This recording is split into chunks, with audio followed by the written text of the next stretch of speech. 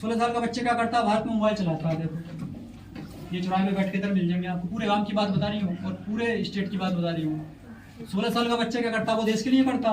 तुम देश के बारे में सोचते हो, तुम देश के बारे में जिंदगी में नहीं सोच सकते। क्यों? क्योंकि तुम अपने बारे में नहीं सोचते हो, देश के बारे में क्या सोच लोगे। जब तुम अपने घर परिवार के बारे में और अपने घर के बारे में, अपने गांव के बारे में नहीं सोच सकते, तो तुम देश के बारे में सोच लोगे। तुम खुद ही बताओ, जैसे हम स्कूल में पढ़ रहे हैं, तुम स्कूल में लड़ाई झगड़े करते हो, एक दूसरे को बेंच नहीं देते हो। जब तुम में अभी से यहाँ भेद है, तो तुम ये बताइए अपना घर परिवार और अपना स्टेट, अपने भारत की रक्षा कर लोगे?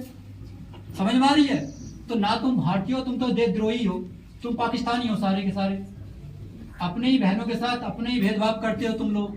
टीचर ऐसा नहीं करता कभी, टीचर सबको समान समझ रहा है, समझा रही है और समान पढ़ाता है। लेकिन तुम लोग लड़ाई करते हो, एक दूसरे को ये मार रही है, कहीं बैठने नहीं दे रही।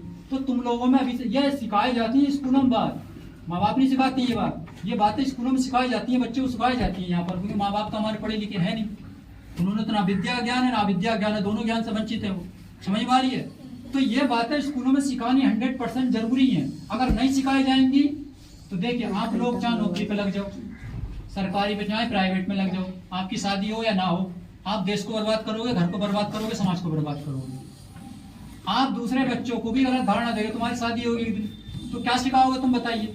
अल्लाह पढ़ जल्दा, और पढ़ के पता क्या करना, तेरे को नौकरी पे जाना, और जाकर नौकरी पे पता करना डबल करना। डबल का मतलब 40 मिनट 50 कर देना या 80 कर देना। ये 80 कहां से आ गए? 80 कहां से आ गई? सरकार तो उसको 40 दे रही है, ये डबल कहां से आ गए? तो तू उसकी माँ कहेगी मेरा लड़का पता कितने कमाता, ऊपर की तनख्वाह मारता। ऊपर का मतलब जानते हो? हराम जिसे कहते हैं।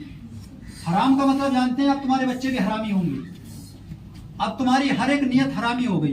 अब आप मुंह से साफ बोल नहीं सकते जिंदगी में, आपके अंदर से आवाज जो आएगी वो गलत ही आएगी। जैसे मैं बोल रही हूँ ऐसा नहीं बोल सकते आप लुक्की मार के बैठ जाओगे ऐसे करके, अरे कहीं मेरे बारे में गलत ना बोल दो, क्योंकि अंदर से चोर है ना, अंदर जमीर बेच दिया, अपनी आत्मा बेच दी, अपनी रूह बेच दी, अपनी चेतना बेच दी, अपने सारे विचार बेच दिए।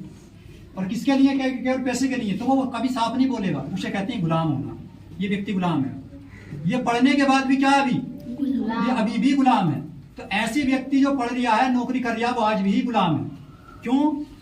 वो एक तो पहली बात तो स्वतंत्र नहीं है, वो अपनी बात ना रख सकता, और दूसरे से रिश्वत लेता है वो।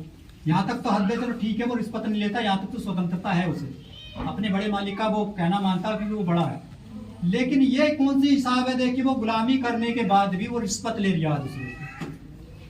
समझ में आ रही है बात? तो आज व्यक्ति स्वतंत्र